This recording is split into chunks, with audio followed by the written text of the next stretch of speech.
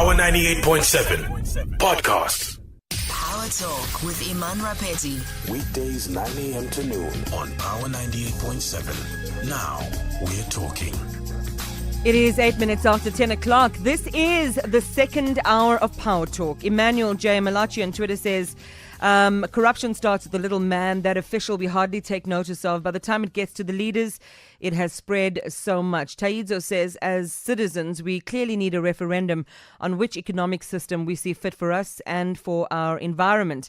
Monty J says, what is wrong with being optimistic and having faith in the new leadership? Give them a chance. Why must we always be negative? And Tsepo Matibela says, Wiseman is out of order. Panyaza is doing his job, and I personally praise his involvement.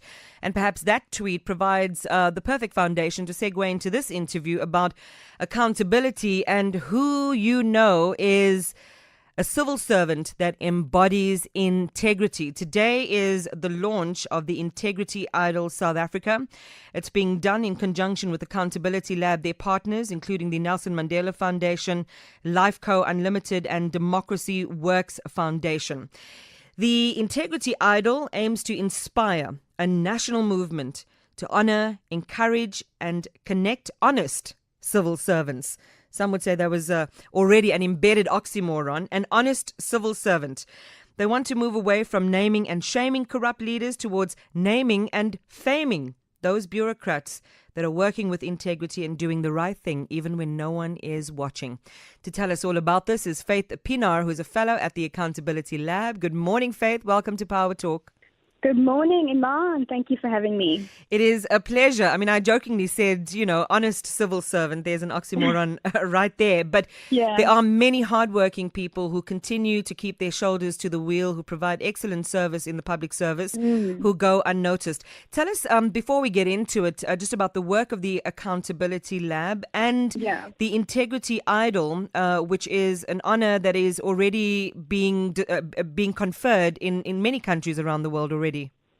Yes, I mean, the Accountability Lab is kind of the leader of this movement. And what we do is that we support change makers to develop and implement positive ideas around integrity in their communities. And we believe that this helps to unleash positive social and economic change.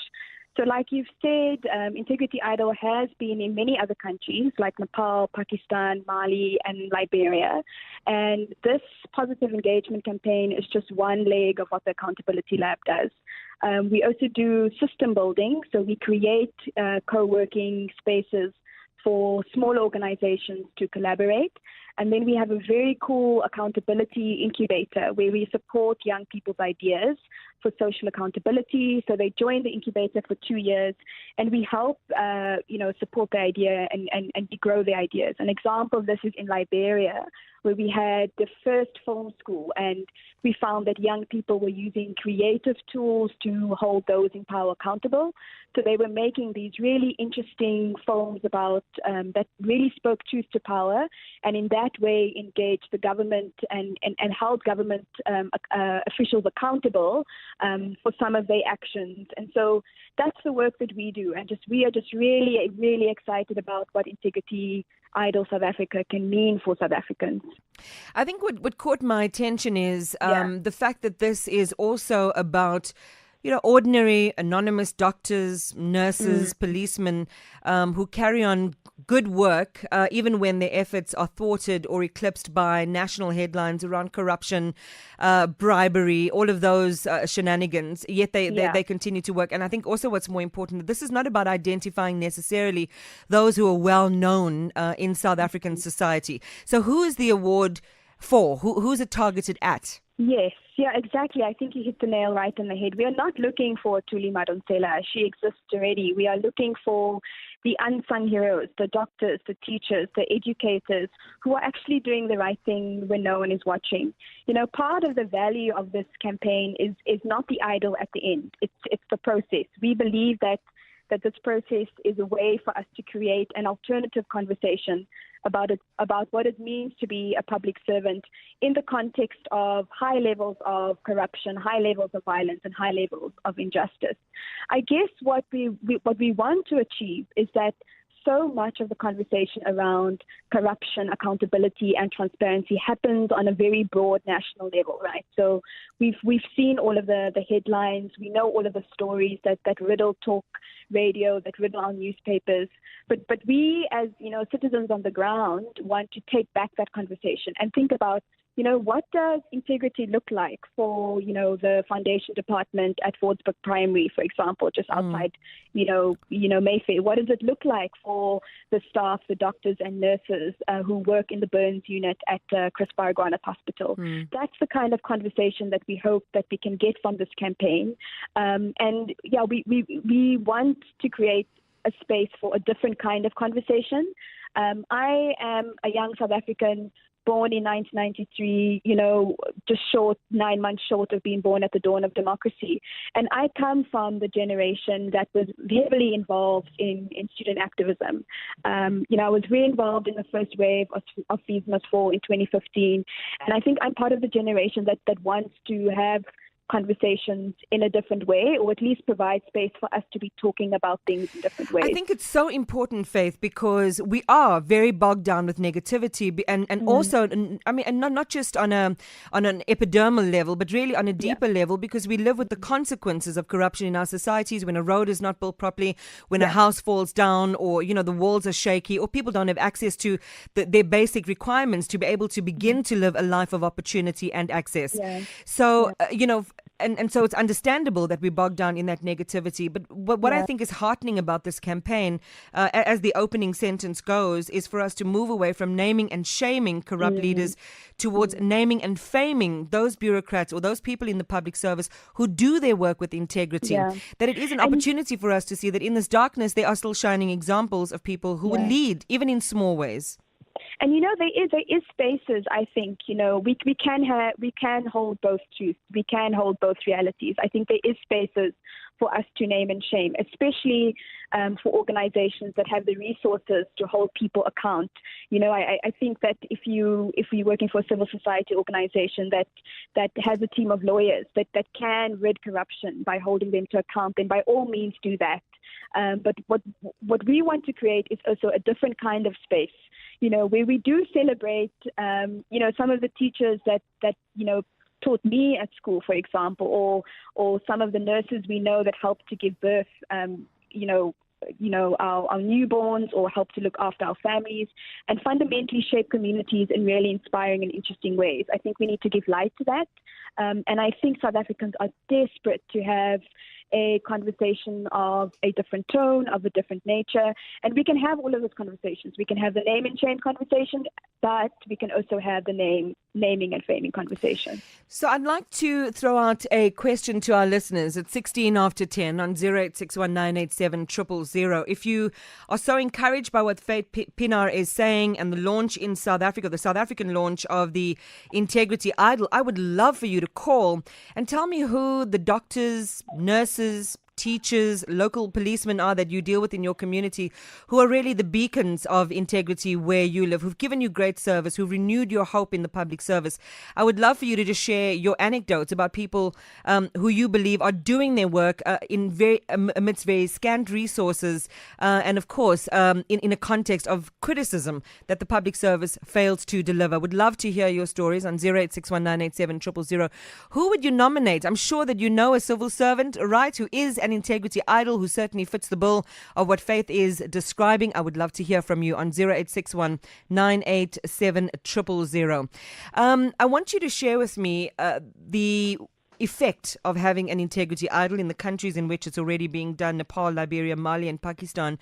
Because not only is it a moment to celebrate good work in the public service, but it seems as if there is a bigger spin-off and a bigger impact on societies in which this has happened. So share with us what's happened in terms of how they have begun to lead even reform processes in their own countries.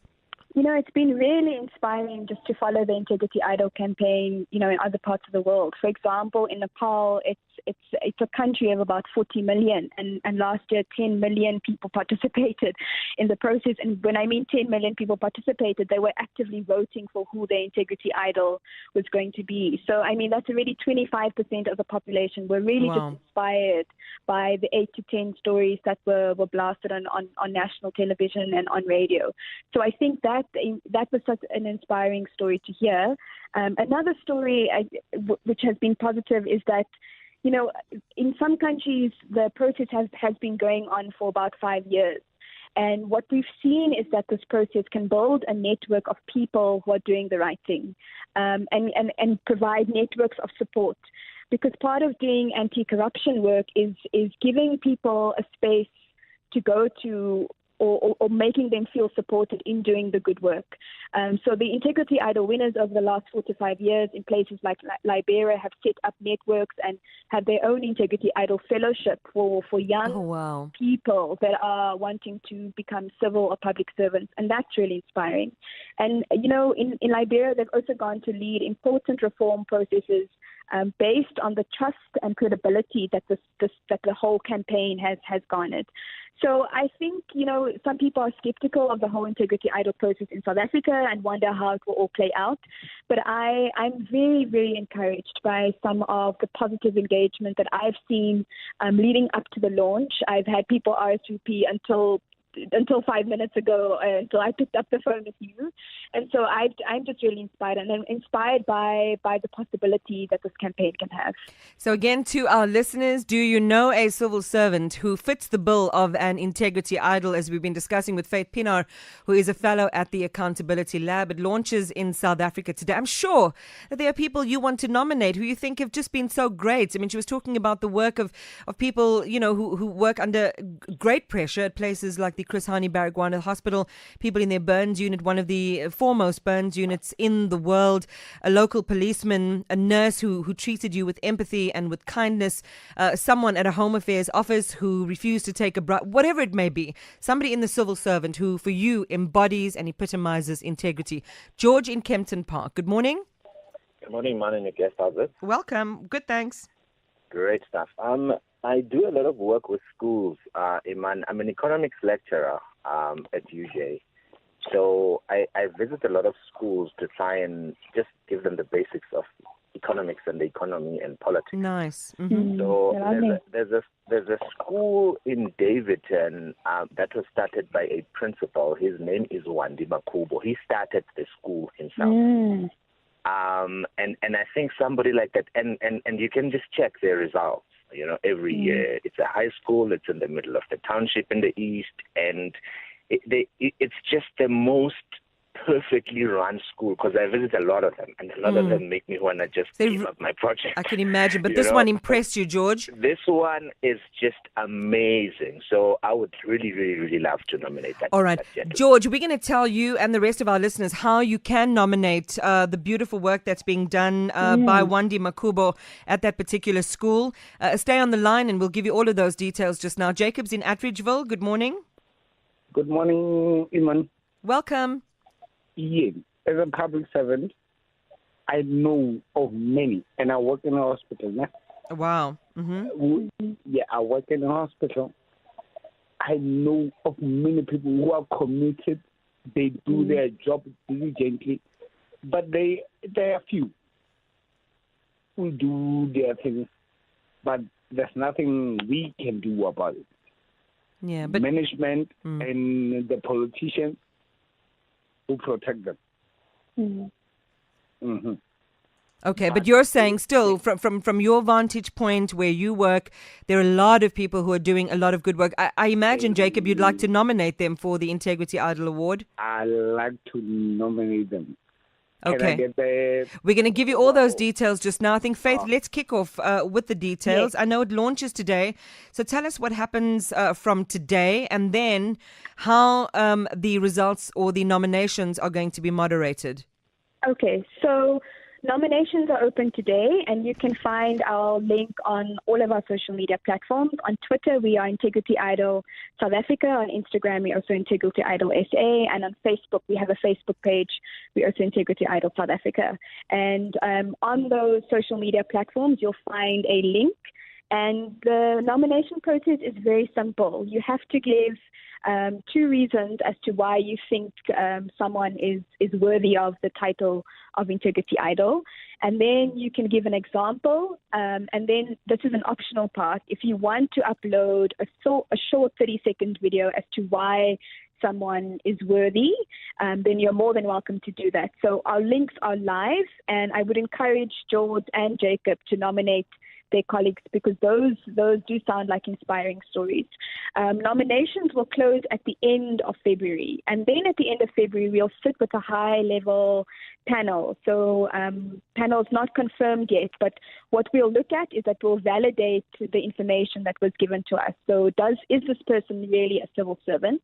And we'll collect all of the stories. So it's quite a rigorous 7-step process, which is on the nomination website that people can read through. And then this is the exciting part. Once we've narrowed it down to a top 40, we then narrow that list down to a top 8, and then we start making some really fantastic videos about these people. We profile them. We have the opportunity to work with an Emmy award-winning director who will capture these stories in very interesting ways. But part of the Integrity Idol process is that we want to also work with young filmmakers in South Africa. So the Emmy Award director will mentor young filmmakers as well in South Africa.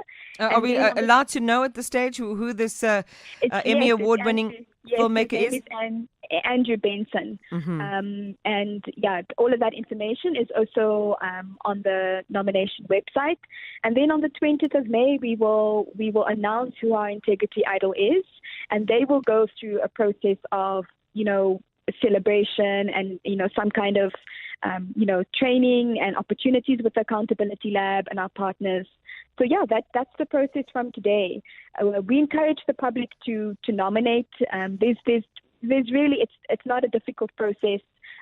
We want people to nominate people on their terms, and then the panel will decide the process going forward. Well, I know that we, for one, would love to profile some of those, even if they didn't win, some of those who've been identified by wonderful. their neighbors and their friends and their colleagues as being bastions of integrity and beacons of light wherever they work. You know what's interesting, Faith, as I'm talking to you, and you heard George's call there about Wandi Makubo. Tuto Moloko on Twitter also says, Wandi Makubo at Unity High School in Davidson is the bomb. So it certainly already sounds like somebody that I would want to talk to find out how it is in a school. And my sense is from the caller, under-resourced school, who really has a plan and a heart for the kids that go to their school. I'd love to hear in the dying minutes of this interview a couple more testimonials from you of people you think really stand out. Your local police station, a nurse in the community, a teacher at a local school, somebody who's in the public service who is a potential integrity idol. I'd love to hear who you think really stands head and shoulders above everyone else. You know what I realized, Faith, as you were talking, when you talked about the impact of these awards in countries like Liberia, where people go on to create alumni and like a whole fellowship program of those who have emerged as integrity idols, and the kind of connective work that they can do in their communities, which really can be a force for good. We know that the psychological impact of theft and corruption has profound effects on communities where people feel, there's a state of like almost political or just otherwise paralysis in these communities. If we can't break the hand of corruption, let's just give up and whatever. So we know that these are the kind of warring and opposing forces, which is why these awards and people getting involved in this process can be so cathartic and healing in our communities, right? Yeah, I agree. I think our nation's personality and just the way that we've come to be South Africans, especially post 1994, and make sense of things, has been in a very negative and critical light. And of course, that plays on the psychology of a country. And what we need to start doing, in addition to kind of the critical asking questions work, because I also think that that's important, we also need to create pockets of positivity, pockets of change, pockets of positive spaces where we can talk and reflect on accountability, ethics, where we can celebrate people. It will do the world of good for our psyche as a nation, and will really help us to reimagine what it means to build, the South African nation. One of the things I think as a young person that we completely dropped the ball of, in the mid-90s, is that we forgot to have the nation-building conversation. We didn't know how to do that. We kind of abandoned that project. And we see Integrity Idol as one of the ways in which we can, reimagine the South African nation. And, not that kind of airy-fairy rainbow nation stuff. I think there's been enough critique of that. But what does it mean to build a nation that is going to develop, that is going to fundamentally change people's lives, that's going to give people experiences of equity? That's the kind of work we want to realize with this campaign. All right. And as you say, it's being launched today at Constitution. Just give us a bit more details about the actual launch. Are people allowed to come through? Is it a big celebration, or is it a low-key event? It was intended to be a small, intimate event, but I'm starting out of the main hall, and a number of people have showed up. It's a short introduction to what Integrity Idol South Africa is. Sela Hatang of the Nelson Mandela Foundation, Kandi Matthews of the Democracy Works Foundation, Pat Pillay of LiveCo, and Jean of the Accountability Lab will be in a short panel discussion about why their organizations have supported this campaign. And so, listeners can also follow. We'll be live tweeting from our account and can follow the hashtag Integrity Idol. But yeah, the vibe and the buzz is very exciting here. So we look forward to starting. One more time, where people can nominate, Faith. Okay. Find our link, our nomination link. Easiest place to find it is on Integrity Idol South Africa Twitter page. All right. Go well. Thanks for talking to us, Faith Pienaar. Thank you so much, Iman. It's a pleasure. Go well. Fellow at the Accountability Lab. The lab and its partners, including, as you heard us say there, the Nelson Mandela Foundation, LiveCo Unlimited and Democracy Works, launches the Integrity Idol South Africa. It aims to inspire a national movement to honor, encourage and connect honest civil servants. And yes, they do exist. Power 98.7 podcasts.